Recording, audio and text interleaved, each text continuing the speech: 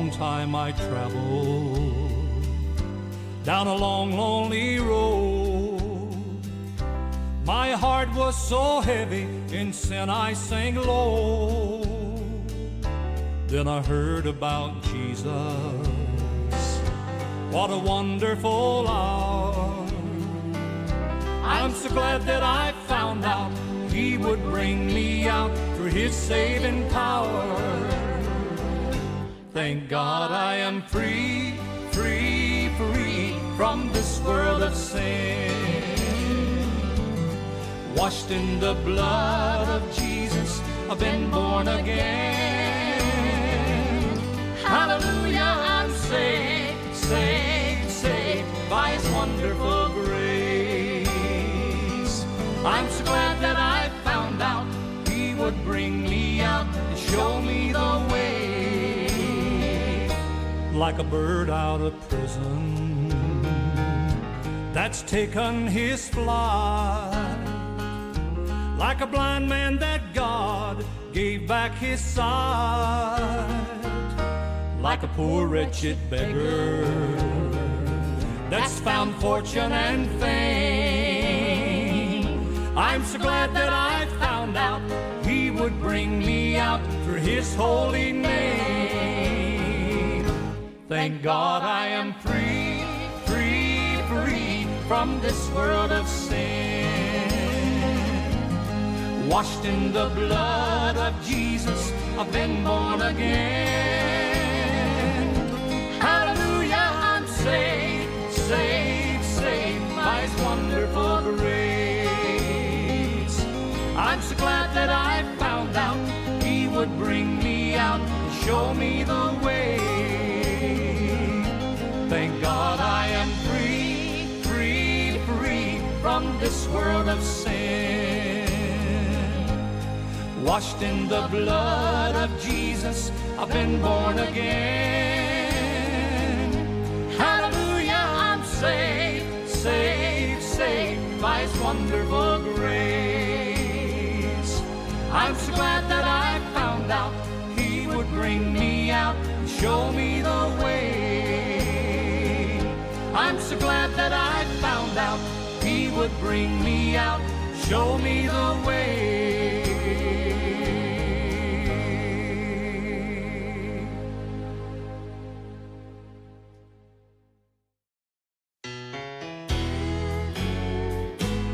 Thank you, Lord, for your blessings on me. While the world looks upon me as I struggle alone, they say I have nothing, but they are so wrong. In my heart, I'm rejoicing how I wish they could see. Thank you, Lord, for your blessings on me.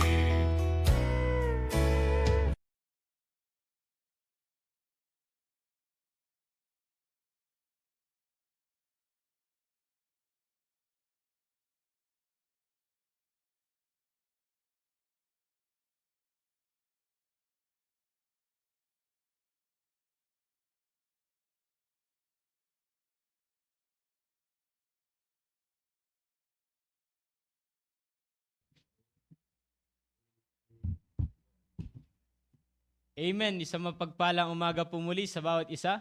Magandang umaga po sa lahat.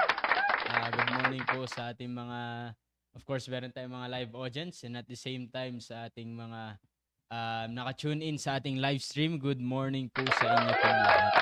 And isang mapagpalang umaga po sa atin. And, so makikita ninyo talagang Christmas na yung background natin. Ayan, pambira. Ayan, good morning po sa lahat. Good morning po sa ating maagang 7 viewers. Good morning po sa inyo. Ayan, good morning po sa inyo pong lahat. Good morning, Ma'am Joyce, and sa inyong family. Good morning po. And kay Ma'am Heidi, and Merry Christmas daw. Yan, Merry Christmas rin po, ma'am. Advance na advance. Yan, Sir Ariel, good morning po. And si Sir Jonas, good morning po sa inyo, sir. And kay Sir Digno, syempre ang ating pastor, good morning po. And si Ma'am Vicky, good morning Ma'am Vicky and sa inyo family. And Ma'am Myra, good morning. And Sister Sheila May, ayan, good morning. And ayan, please, share nyo po yung ating link ng ating devotion para maraming makapakinig this morning. Ayan, so tuloy-tuloy po tayo sa ating devotion. And maraming salamat sa inyong patuloy na pagmamahal sa ating programa po tuwing umaga. And sa ating pagpapatuloy, last time nga po ating diniscuss na of course hindi pa rin tayo lumalayo sa ating theme ng ating simbahan, na wala ibang pinaka-goal ang ating simbahan kundi mawin ang buong family sa Panginoon. Walang ibang pinakalayunin ang simbahan kundi ang buong family ay naglilingkod sa Panginoon. So again, lagi naman natin naririnig na hindi lamang nagtatapos sa soul winning. Ang tinatawag nating soul winning ay hindi lamang nagtatapos na mawin natin mula sa impyerno, ang isang kaluluwa or tayo, kundi buong family ay mawin mula sa mundo. Mula sa mundo. Kaya nga ito yung pinag-uusapan natin. And especially tayo mga young people ay kinakailangan tayo ay contribution, tayo ay asset, tayo ay factor para mawin ang buong family. Katulong tayo na mawin ang buong family para sa Panginoon. Para sa Panginoon. Kaya nga ito yung pinag-uusapan natin. So, again, let's open our Bibles in James chapter 1 in verse number 21 hanggang 25. Yan, James chapter 1. Last time ating na-discuss yung verse number 21. Dito lang tayo nag-stop. So ating itutuloy lamang po. Ating itutuloy lamang. James chapter 1 in verse number 21. James chapter 1 in verse number 21. Ayan, sabi ng Bible? Babasahin ko po. Wherefore, lay apart all filthiness and superfluity of naughtiness, and receive with meekness the engrafted word, which is able to save your souls. And verse number 22, sabi ng Bible, but be ye doers of the word, and not hearers only, deceiving your own selves. And in verse number 23, sabi ng Bible, for if any be a hearer of the word, and not a doer, he is like unto a man beholding his natural face in a glass. For he beholdeth himself, and goeth his way, and straightway forgetteth what manner of man he was. For whoso looketh into the perfect law of liberty, and continueth therein, he, being not a forgetful hearer, but a doer of the work, this man shall be blessed in his deed. Okay? So last time sabi ko nga po, pinag-usapan natin yung verse number 21 kasi ang kinakailangan natin matutunan, especially tayo mga young people, naririnig rin natin sa ating pastor, is yung consistency in obedience to God's word. Yung consistency ng ating pagsunod sa salita ng Diyos. Kasi again, kinakailangan maliwanag sa atin yung ating salvation, and at the same time, kabilang tayo sa simbahan ng Panginoon. And bilang anak ng Diyos, kabilang sa simbahan ng Panginoon, kinakailangan nating lumago sa ating buhay bilang isang Kristiyano. Kinakailangan ang buhay natin ay iba. Iba sa mundo. Iba sa sanlibutan ito. Kaya nga, paano mangyayari yan? We have to be consistent in obedience to God's word. Kaya nga, sabi ng binasa natin sa verse number 21, lay apart all filthiness and superfluity of naughtiness. Kinakailangan, sabi ng Biblia, ay yung mga bagay-bagay na na nasa sa atin pa, na hindi na bagay sa atin bilang isang tumanggap kay Kristo, ay kinakailangan alisin na natin. Especially, sabi ng Bible, lay apart. Okay, again, when we say lay apart is to lay aside. Alisin, isang tabi Ano po yung aalisin natin? All filthiness. Again, when we say filthiness, yung bagay-bagay na yung karumihan, yung mga bagay-bagay na naninira sa atin bilang isang anak ng Diyos. Especially tayo mga young people. Di ba? Sabi mo, tinanggap mo si Kristo, miyembro ka na simbahan ng Panginoon. Pero ayun nga, sinasabi na ating pastor, bakit hindi makita ang testimony ng Panginoon sa ating buhay? Di ba? It is because merong naninira. Okay? Merong naninira, merong bahid pa rin ng kasalanan na in which ito yung nagdudumi, ito yung naninira sa ating testimony bilang isang anak ng Diyos. Kaya nga hindi nakikita ang testimony ng Panginoon at ang testimony pa rin ng sanlibutan ang nakikita sa atin. Kaya nga kinakailangan mawin tayo ng salita ng Diyos mula sa bagay na yan. Kaya kinakailangan isang tabi natin yan. And not only that, kundi sabi ng Bible, lay apart all filthiness and superfluity of naughtiness. Okay? Superfluity of naughtiness. Again, ito yung mga bagay-bagay pa na nasa atin nung wala pa sa atin ang Panginoon Kristo na ngayon tinanggap na natin siya, kinakailangan alisin na natin yan. Okay? Kaya kinakailangan natin alisin, it is because hindi na nababagay sa atin bilang isang mga anak ng Diyos. Okay? And ang gagawin natin, sabi ng Bible, and receive with meekness. Okay? Kinakailangan tatanggapin natin na merong humbleness, tatanggapin natin ng merong kababaang loob, walang reklamo, walang pinipili. Ano yung tatanggapin natin? Na merong kababaang loob, merong humbleness. The engrafted word which is able to save your souls. Okay? Walang iba kundi yung salita ng Diyos. Tatanggapin po natin ang salita ng Diyos which is able to save our souls. Again, ang salita ng Diyos lamang ang magtuturo sa atin upang tayo ay maligtas mula sa mundong ito. Iahon sa mundong ito. Mawin ang ating kaluluwa mula sa mundong ito. Kaya nga sabi ng Bible, paano tayo mawin sa mundong ito? How can our souls be saved from this world? Not only from hell, kundi mula sa mundong ito, mula sa impluensya ng mundong ito, lalong-lalo na sa ating mga young people. Kaya nga hindi natin maipakita yung testimony ng Panginoon sa ating buhay. Bakit?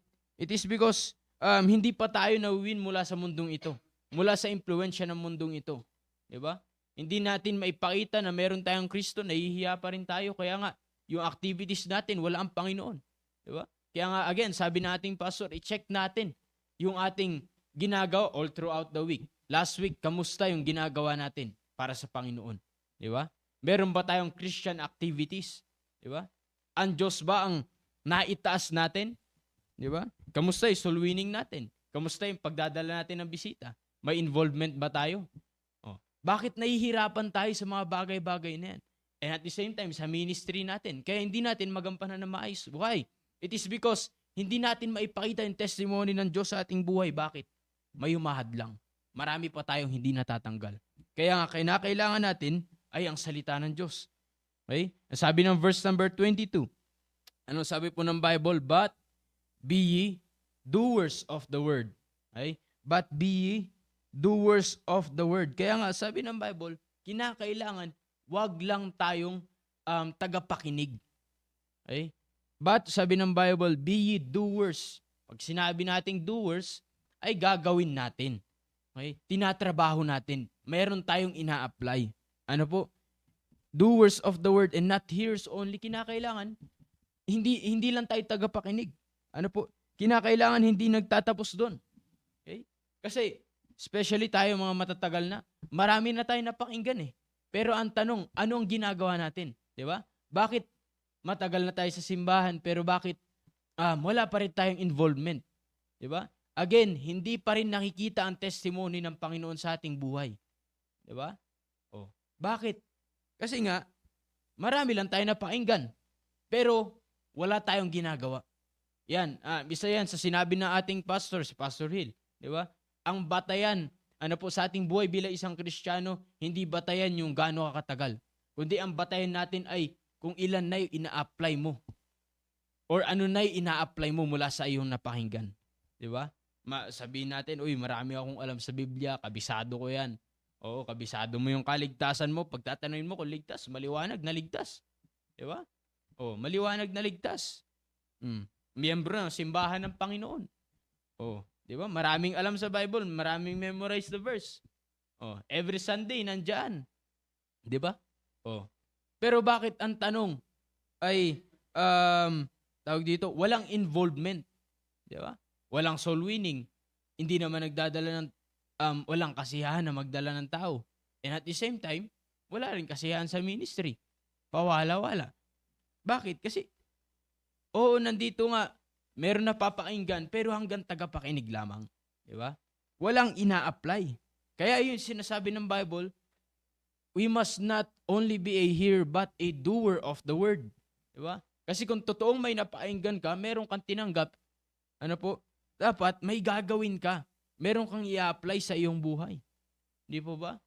Kaya nga, again, nahihirapan tayo na ipakita ang testimony ng Panginoon sa ating buhay. Bakit? Kasi wala ka namang ina-apply. Wala po tayong ina-apply. Di ba? Wala tayong ina-apply sa ating buhay. Wala tayong ginagawa. Kaya nga sabi ng Bible dyan, be ye doers of the word and not hearers only. Bakit? Bakit? Kasi kung tayo ay tagapakinig lamang, kung hindi natin ina-apply, kung hindi natin ginagawa, ano po sabi ng Bible? We are deceiving our own selves. Nililinlang mo lang ang iyong sarili. Niloloko mo lang ang iyong sarili. Di ba? Bakit? In verse number 23, sabi ng Bible, for if any be a hearer of the word, dahil kung isang tao, isang Kristiyano ay tagapakinig lamang, and not a doer, at hindi ginagawa, hindi ina-apply, hindi pinapractice, he is like unto a man beholding his natural face in a glass. Sabi ng Bible, parang isang tao lamang na tumitingin sa salamin. Okay? At nakikita niya ang kanyang natural face. Okay? Pag sinabing natural face or natural man, ay walang iba kung tumutukoy yan sa sinful nature ng tao. Yan. Sa sinful nature ng tao. Of course, bilang isang anak ng Diyos, hindi mawawala na nakakagawa pa rin tayo ng kasalanan. Pero, of course, hindi na tayo masaya na gumagawa ng kasalanan. Wala na yung kasiyahan natin dun. Ibig sabihin, hindi na tayo namumuhay bilang hindi na tayo namumuhay katulad noon. Nung wala pa tayong Kristo, hindi na dapat tayo namumuhay sa ating sinful nature, kundi yung sa bagong nature na natinanggap natin, which is the new nature. Di ba? Pero sabi ng Bible, pag hindi natin ginagawa yung ating napapakinggan, para tayo walang pagkakaiba sa hindi ligtas. Yan sinasabi ng Bible. Bakit? Kasi hindi mo naman ginagawa yung pinapakinggan mo. Wala tayong pinapractice. Di ba? Kaya nga mga kapwa people, kung bakit hindi nahihirapan tayo na ipakita ang Panginoon Kristo. Bakit? Kasi namumuhay pa rin tayo na parang hindi ligtas eh. Di ba? Yan yung lagi inuulit-ulit na ating pastor. Di ba? Ligtas nga. Pero bakit hindi naman nakikita si Kristo sa ating buhay? Di ba? Bakit wala yung kasiyahan natin sa involvement natin sa simbahan? Di ba? Bakit wala tayong kasiyahan pagdating sa ministry? Pagdating sa mga bagay-bagay na ganito, bakit wala tayong kasiyahan? Wala tayong excitement? It is because, yan yung sinasabi ng Bible. Hindi natin ginagawa yung ating napapakinggan. Kaya nga, sabi ng Bible dyan, niloloko lang natin ating sarili para tayong namumuhay tayo na parang hindi ligtas. Di ba? Okay lang yung ligtas sa mamuhay na hindi ligtas. Bakit? Hindi siya ligtas eh. Wala siyang Kristo eh. Pero tayo mga tumanggap kay Kristo, kung mamuhay tayo bilang hindi isang ligtas, yan yung sinasabi ng Bible. Niloloko mo lang iyong sarili. Di ba? Bakit? Natutulog ka eh. Ay, hindi wala. Di ba? Kaya nga, mga kapatid, hindi dapat nagtatapos po sa napakinggan natin na salita ng Diyos, kundi kinakailangan ina-apply natin. Ano po? Kinakailangan ginagawa natin. Ano po? Kinakailangan ipinapractice natin sa ating buhay. Di ba? Pinapractice natin sa ating buhay. Napakaganda. Napakinggan mo mula sa ating pastor. Ano yung isa sa laging encouragement, narinig natin, tinuturo dito sa ating simbahan. Ano po? Kinakailangan bilang isang anak ng Diyos, kabilang sa simbahan ng Panginoon, may involvement tayo sa soul winning. Diba? May involvement tayo sa pagdadala ng tao para sa Panginoon. Mayroon tayong involvement sa discipleship. Meron tayong kasiyahan na makinig na salita ng Diyos. Pero bakit wala sa atin yan? Di ba? Check natin ating sarili. Bakit wala tayong ganyan? Wala tayong kasiyahan pagdating sa mga bagay-bagay na yan. Sa ating mga ministries. Di ba? Bakit kaya gagampanan lang natin kung kailan natin gusto? Di ba? Wala tayong excitement. Di ba? Samantalang lagi nating naririnig. Di ba? Hindi nagkulang ang salita ng Diyos. Hindi nagkulang ang Panginoon upang paalalahanan tayo. Pero bakit ganun pa rin? Di ba? Ganun pa rin. Kaya nga, diyan po pasok yung sinasabi ng Bible na wala pa rin tayong pinapractice. Di ba?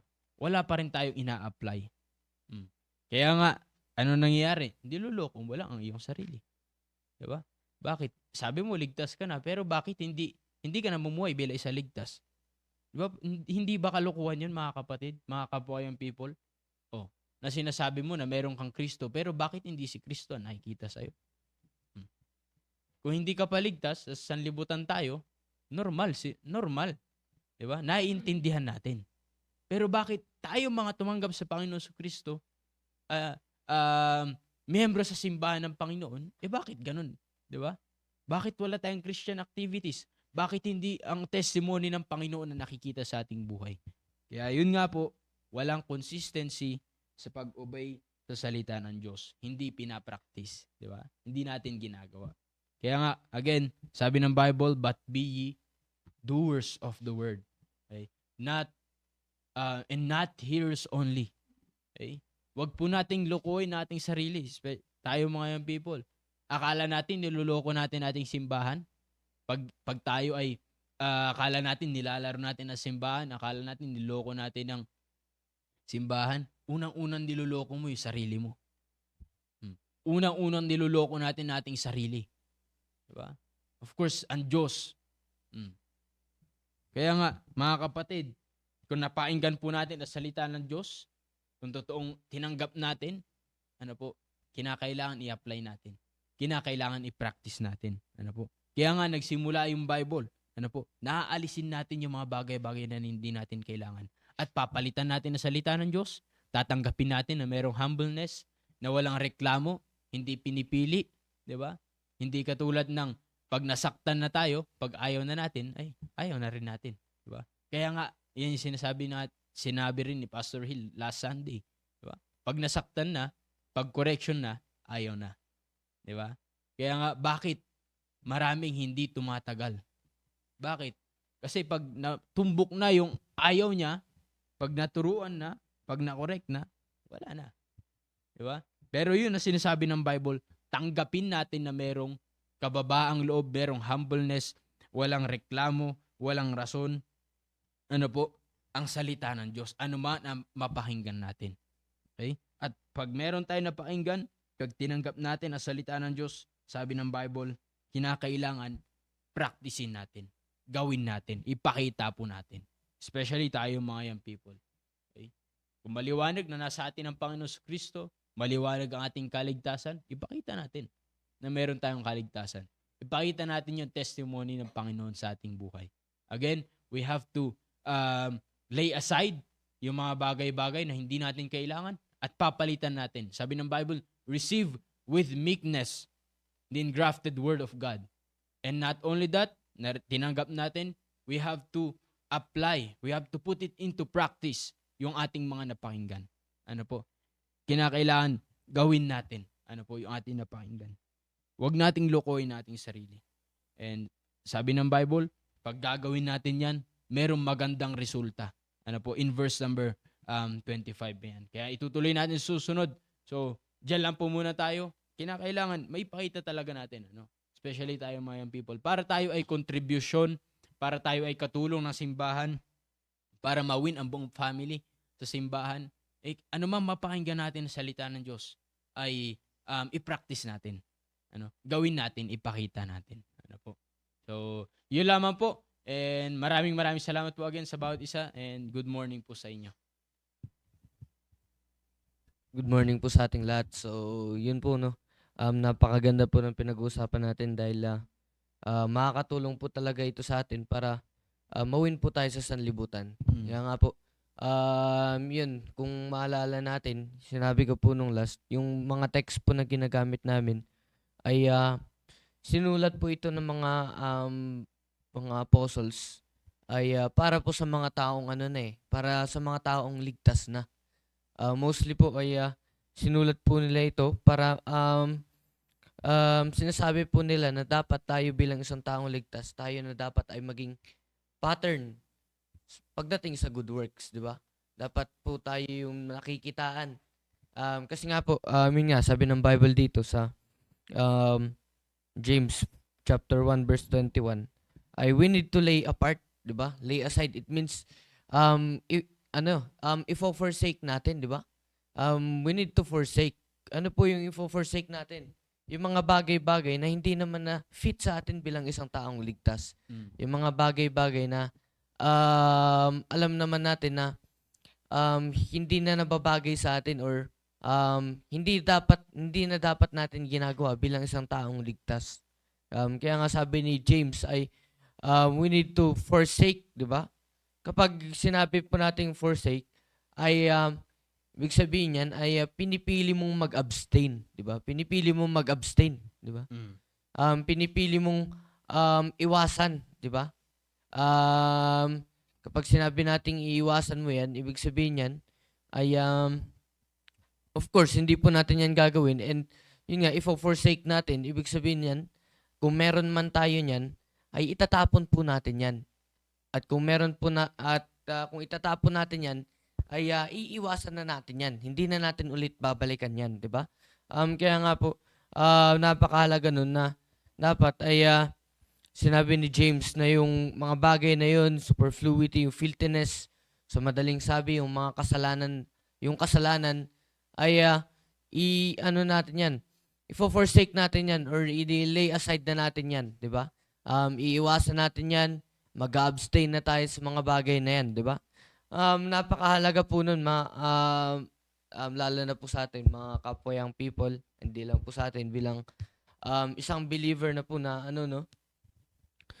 dapat ay yung mga impurities natin, tayo po bilang isang taong naligtas, nung naligtas po tayo, hindi na po agad tayo naging, hindi po tayo agad-agad na magiging holy, hindi po agad-agad tayong, kaya nga may sanctification, di ba? Kaya nga meron po tayong sanctification, kasi nga, hindi po tayo magiging pure agad. Tandaan po natin, ay punong-puno po tayo ng impurities, di ba? Punong-puno po tayo ng impurity. Kaya nga, yung mga impurity na po na yun, ay kinakailangan nating i-forsake yun. Kinakailangan nating i-lay aside yung mga yun, i-lay aside natin yung mga bagay. Dahil nga po, hindi na nababagay sa atin yan bilang isang taong ligtas eh. Kaya nga, kung naalala niyo po yung sinabi ni Pastor Hill last Sunday, kaya po tayo may Word of God, dahil tutulungan tayo niyang maging fit sa good works, di ba? Tutulungan tayo maging fit niyan sa good works, dahil nga tayo, yun nga, mamaya sabihin po natin yan. At yun nga, kaya nga sabi po ng verse number 21, ililay aside natin yan, ifo-forsake natin, we need to choose to abstain sa mga bagay na hindi naman nababagay sa atin. Bagkus, sabi ng verse 22, we need to be doers of the word, di ba? We need to be doers of the word. Dapat tayo ay tinatrabaho natin, di ba? Yung napapakinggan natin, di ba? We need to be doers and not hearers only, sabi ng Bible. Hindi lamang dapat tayo tagapakinig, hindi lamang dapat hanggang tenga natin, pinapasok natin yung salita ng Diyos. Dahil kapag yung sinasabi ng Bible dito na hearers lang, ayun, nag-a-attend lang tayo. At kapag tayo ay nag-attend, wala tayong nagiging commitment, walang pagbabago, di ba? Wala tayong pagbabago. Kaya nga meron tayong di ba? Meron pa tayong invitation during preaching. Bakit? Parang napakinggan natin ay mag-commit tayo sa Panginoon na gagawin natin yan, di ba? Kaya nga po, sinasabi ng Bible, wag dapat tayo maging tagapakinig dahil tulog. Mm. Yun na. Dahil nga po, wag lamang tayong maging tagapakinig ng salita ng Diyos. Di ba? Kasi nga po, dapat hindi po natin trabahong makinig lamang. Hindi po natin trabahong makinig lamang, kundi sabi ng Bible, but be ye doers of the word, di ba? Dapat kinakailangan natin gawin yan. Hindi lamang po natin papakinggan, hindi lamang po natin ilalagay sa ating tenga or hanggang head knowledge lamang yan, ay kundi dapat may mailalabas po tayo, di ba? Dapat may mailalabas po tayo, may maipapakita tayo, di ba? Hindi lamang po dapat tayo hearer. Hindi lamang po dapat tayo tagapakinig ng salita ng Diyos. Bakit po? Ang disenyo po sa atin ng Panginoon bilang isang taong ligtas, tandaan po natin, sabi ng Bible, we need to grow, di ba? We need to grow. Sabi ng Bible, kinakailangan nating mag-grow. Saan? Sa knowledge, di ba? Kinakailangan nating mag-grow sa knowledge ng Panginoon at kinakailangan nating mag-grow. Bakit? Yun po yung design sa atin ng Panginoon. Sabi ng Bible sa 2 Peter 3:18, sabi ng Bible, but grow in grace and in the knowledge of our Lord and Savior Jesus Christ, di ba? So, yung knowledge of our Lord and Savior Jesus Christ dyan, ay yun po yung salita ng Diyos, di ba? Kinakailangan po nating mag-grow sa salita ng Diyos. At hindi po tayo mag-grow kung pinapakinggan lamang natin, di ba? Or kapag sinabi kasi natin pinapakinggan lamang natin yung Word of God, ay parang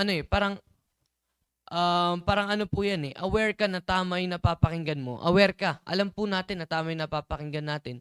Pero parang sinasang-ayunan lang ba natin? Oh, tama yung preaching ng Sunday. Tama yan.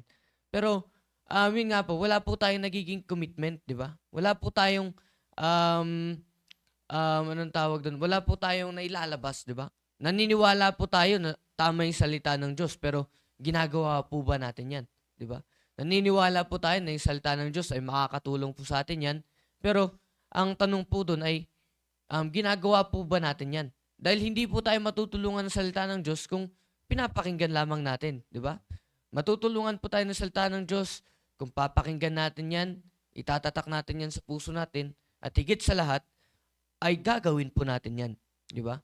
Dahil nga po, yun po yung design ng Panginoon para sa atin. Sabi ng Bible, but be ye doers of the word. Di ba? Dahil nga po, tandaan po natin na tayo bilang isang taong ligtas, ay duty po natin na tayo ay magkaroon ng good works, di ba? Duty po natin na tayo bilang isang taong ligtas, ina-apply po natin yung pinapakinggan po natin. Duty po natin yan. Duty po natin yan bilang isang taong ligtas. Bakit? Kapag ina-apply po natin yung salita ng Diyos, ay yun po yung way. Yun po yung way na maipapakita natin na tayo ay ligtas. Diba? Yun po yung pamamaraan na maipapakita natin na hindi na po tayo ay nilay aside na natin yung mga bagay-bagay na hindi naman natin kailangan sa buhay natin bilang isang Kristiyano, ay doon po natin maipapakita na iba na tayo sa mga unbelievers. Di ba?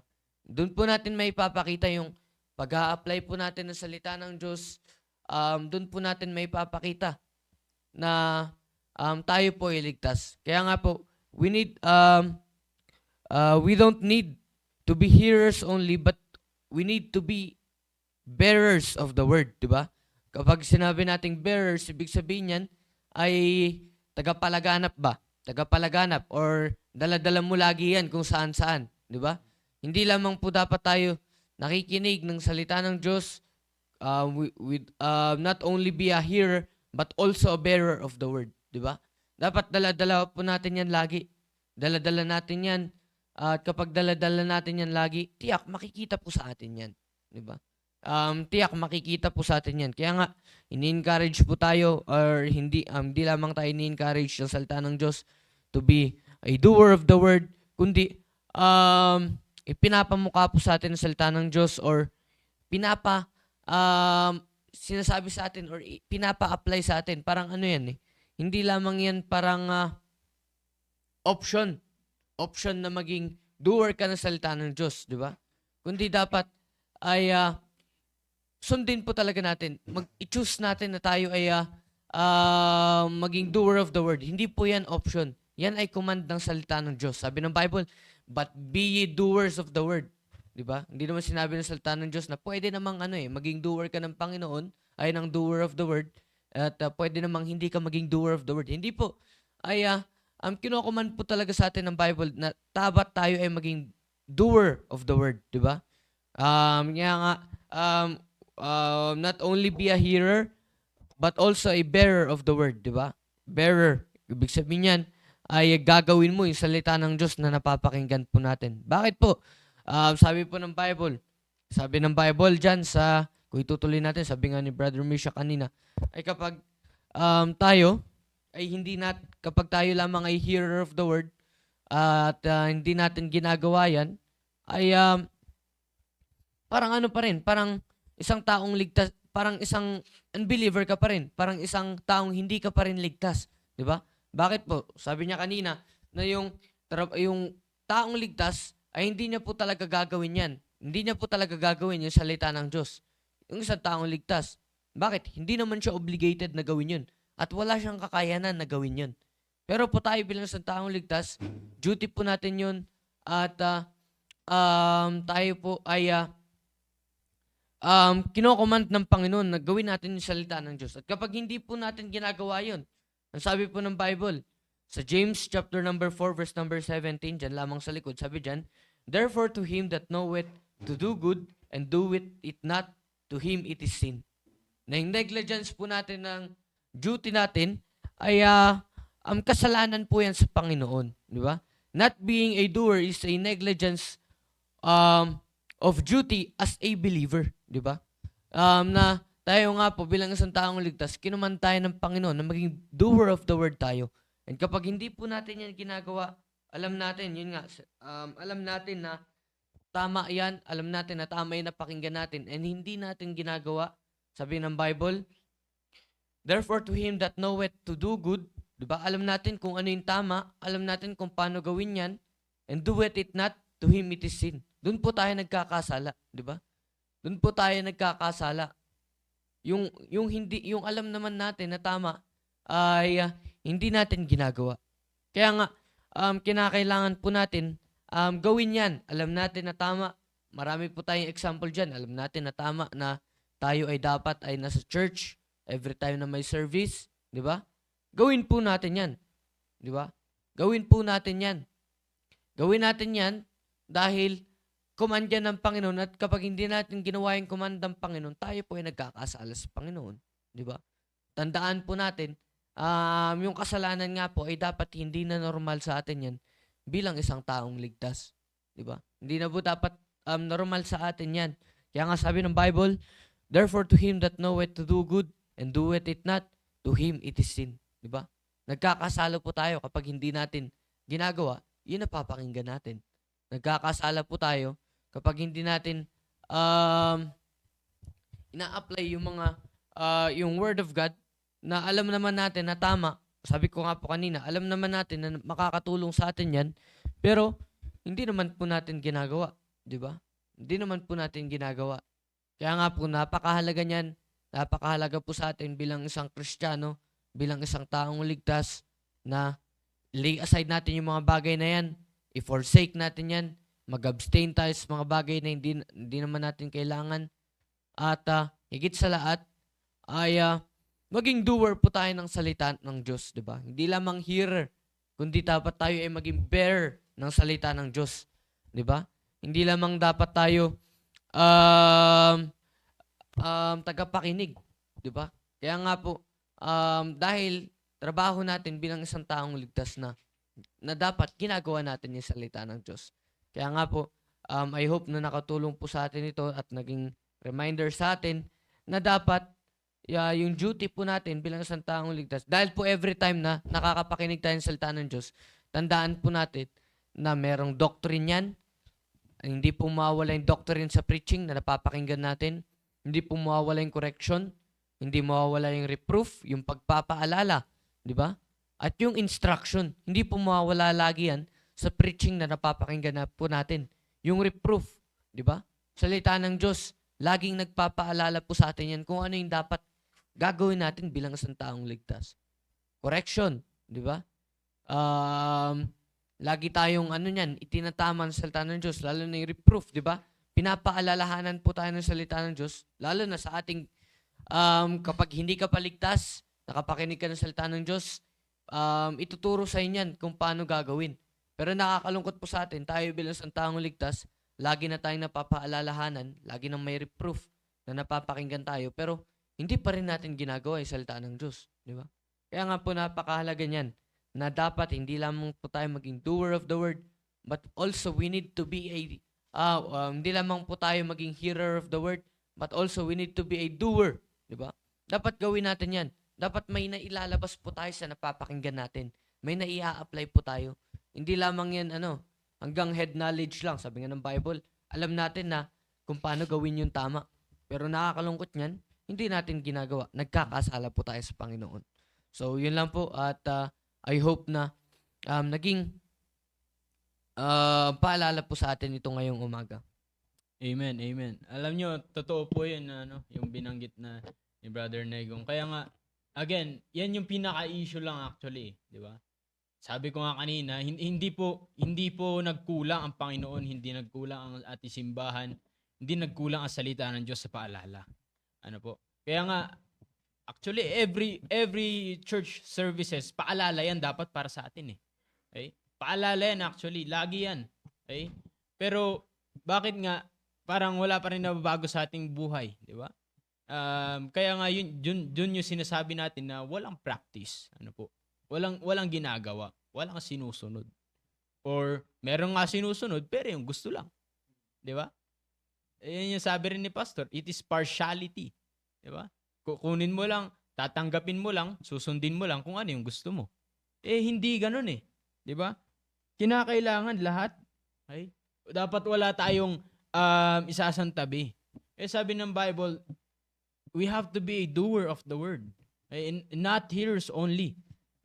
Kasi totoo 'yun. Pag alam na natin 'di ba? Nalaman mo 'yung tama, napakinggan mo na napakinggan natin sa pulpito Pero bakit hindi mo ginagawa? 'Di ba? Kasi alam mo na 'yung tama, pero bakit hindi mo ginagawa? Bakit nasa mali ka pa rin? 'Di ba? Kaya nga 'yan sinasabi ng Bible, niloloko lang natin ating sarili. 'Di ba?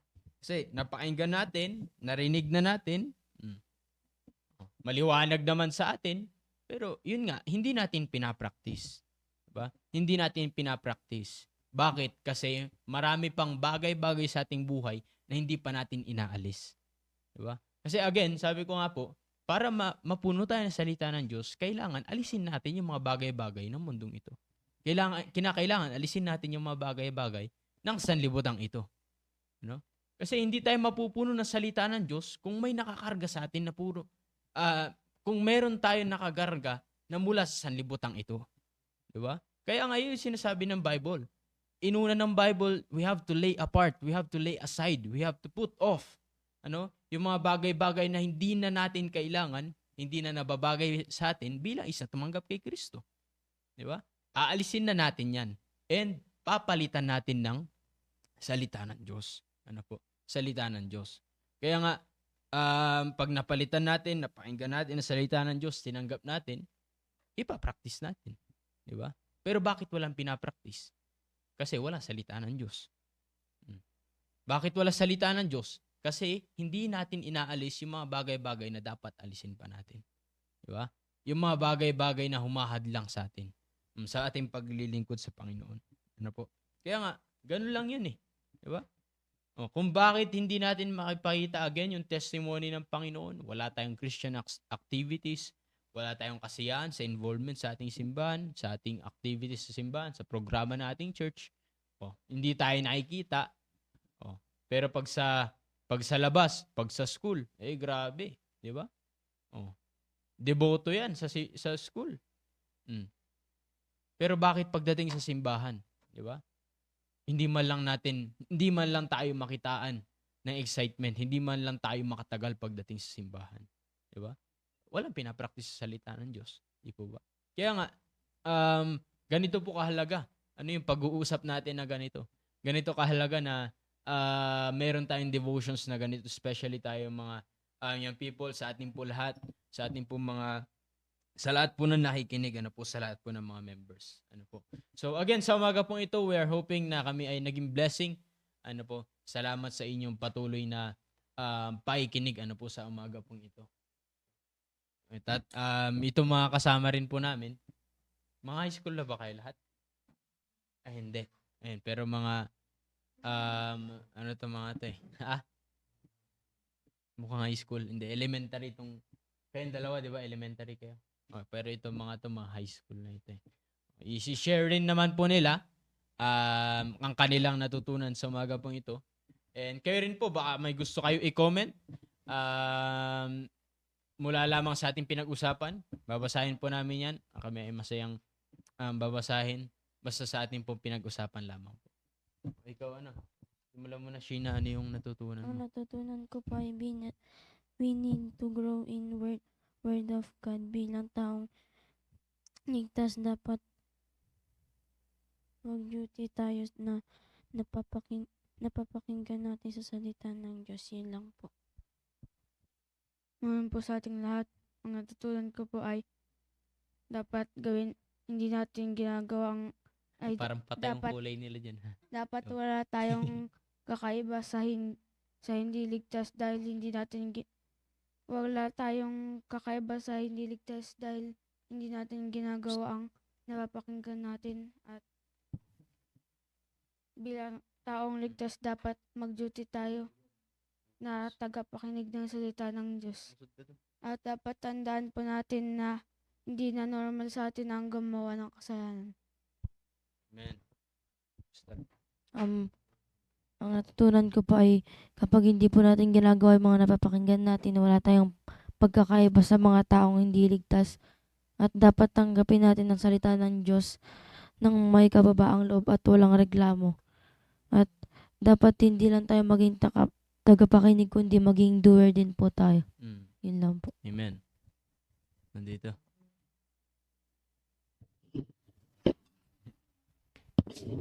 Uy. Hindi talaga to. Tarasan pa eh. Okay. Boss.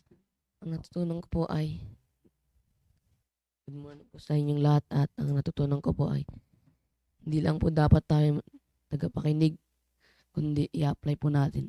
At ang natutunan ko rin po ay mag-grow po tayo bilang isang ligtas. Ayun lang po. Malalim yun. Ano? Hindi na natutunan. Natutunan ko po ay kailangan po natin nilaya sa lahat yung mga kasalanan. At kung hindi po natin, kung taga-pakinig lang po tayo at hindi po natin i-apply yung salita ng Diyos na napapakinggan po natin, wala po tayong kaibahan sa mga unbelievers. Kaya dapat po i-apply po natin yung napapakinggan po natin. Amen, amen. So, thank you sa inyong mga natutunan. And of course, sa lahat po ng mga nakinig sa amin pong mahal na mga members. Ayan, thank you po sa inyong pakikinig sa umaga pong ito. Ayan, and sa ating 16 na viewers. 16, ano sir? Tama ba? Ayan, nandyan si Nanay Modesta. Ayan, kamusta po kayo, Nay? Thank you po. Thank you for watching. Thank you for being with us. Of course, si Ma'am Myra, Ma'am Heidi. Yan, thank you, Ma'am. And Sister Karil. Yan, thank you, Sister Karil. And si Sir Gilbert. Yan, watching with Ma'am Rachel and Ma'am Geraldine. Andito pa pala sila, ano, sir? Yan, thank you po. And good morning po again sa inyo po. And itong nag-comment, yan, medyo hindi kasi ako nagbabasa ng ganyan eh. Parang ibang lingwa yung pangalan eh. Yan, pero thank you, sir. Yan, thank you, sir, kung lalaki kayo. Yan, and kay Ma'am Joyce, thank you, Ma'am. 18 pala, 18 viewers. Yan, 18 viewers. Siyempre si Sir Ariel. Si Ma'am Beth. Yan, si Ma'am Beth. Wala bang iba pa? Si Ma'am Rose Ann. Ayan, Ma'am Rose Ann Arellano watching from Singapore. Yan, wow. Good morning sa inyo, ma'am. And good morning ba dyan? Ay, morning ba dyan? Yan. And sila, ma'am, Tirakel, nandyan? Ayan, good morning po sa inyo. And si Sir Bore. Nabati ko ba? Yan, si Sir Bore. Ma'am Rhea. Ay, Ma'am Rhea. Yan, thank you po and good morning. And baka yung iba nahihiya mag-comment. Ayan, nag-like lang sa ano. Meron dyan, sir, yung mga nag-react lang sa ating ano. Yan. Pero again, sa ating, yan, 18 viewers. Ayun, bumaba ulit sa 16, natulog yung dalawa. Yan. Thank you po sa inyo pong pakikinig. And, ayan, may comment si Ma'am Myra. Sabi niya, amen, totoo po kung ligtas ka at nakikinig ka every services, dapat i-apply din sa buhay natin at dapat ingatan din natin ang ating testimony dahil ito ang nakikita ng mga disciple na sinusundo natin. Tayo ang example sa kanila. Yan, totoo po yun, ma'am. Yan, thank you po sa inyo pong comment na yan. Ano po. So again, maraming salamat po sa inyo pong pakikinig. Yan, hindi man po namin kinabati pero nakinig kayo. Maraming salamat pa rin po. And bukas po ang ating midweek service. Midweek service. Ha? Ay, ganun. So, and bukas meron po ulit tayong devotion. Makinig po tayo at huwag po tayo magsawa sa pakikinig ng salita ng Diyos. Ano po? And ang date is November 26. Yan, November 26 na. 4 days na lang or 5. May 31 ba November, sir? Ayan, December na naman. Diba? At December, bagong taon na naman. Napakabilis po ng panahon. Ano po? Napakabilis ng panahon. Kaya nga, sayang yung panahon pag tayo ay hindi pa rin natin makikita yung kasiyahan ng paglilingkod sa Panginoon. Ang bilis ng ang bilis ng taon lumipas, mga kapatid. Kaya nga, saan natin gagamitin yung oras natin, saan natin gagamitin yung buhay natin kundi sa Panginoon. Di po ba? Sayang lang yung kalakasan natin, sayang lang yung oras natin pag hindi natin ibibigay para sa Panginoon. Ano po, hindi natin gagamitin para sa Panginoon. So again, maraming salamat po sa inyo pong pakikinig. At huwag po tayong magsawa sa ating mga programs na ating church. Ano po, sa activities na ating church. Lagi po tayong mag-involve, especially in soul winning at sa pag-invite para po sa ating bawat pananambahan. Again, good morning po sa inyo pong lahat. Tayo po ay mag-close sa panalangin, mag-closing prayer. Let's pray. Dakilang Diyos, maraming salamat po sa natapos po naming devotion. Panginoon, salamat po sa mensahe niyo po na napakinggan po namin ngayon. At Panginoon, salamat po na napalalahanan po kami. At yung napakinggan po namin ngayon ay may apply po namin. At ganoon po, Panginoon, itong buong araw na to, i-bless niyo po ang aming lahat ng gagawin. Kayo po mag-iingat po sa amin sa may mga members po namin na may trabaho. Kung saan man po sila pupunta, Panginoon, ganoon din po sa amin. Pamdalangin sa pangalan ni Jesus. Amen. Amen. Thank you po. Ingat po kayo lahat. God bless po sa inyo po. Thank you po.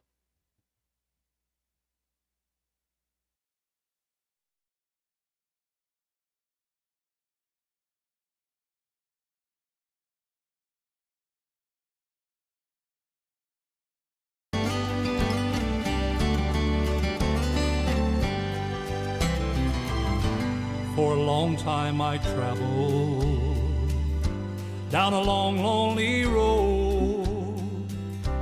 My heart was so heavy, in sin I sank low. Then I heard about Jesus. What a wonderful hour. I'm so glad that I found out He would bring me out through His saving power. Thank God I am free, free, free from this world of sin. Washed in the blood of Jesus, I've been born again. Hallelujah, I'm saved, saved, saved by His wonderful grace. I'm so glad that I found out He would bring me out and show me the way.